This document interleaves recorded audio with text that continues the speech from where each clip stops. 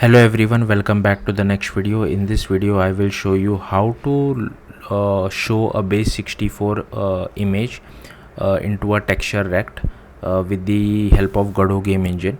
So let's get started. So as usual, I have created one 2D scene. Inside that 2D node I have taken a TextureRect and I have attached one script to our 2D node.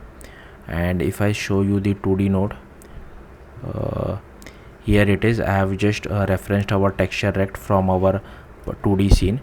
Then on ready we are creating a new image.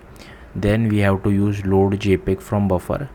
We have to use marshals dot base64 to raw, and here you can pass your base64 string. So I have passed my base64 string over here, and then all you have to do is TextureRect dot texture equal to image texture dot create from image.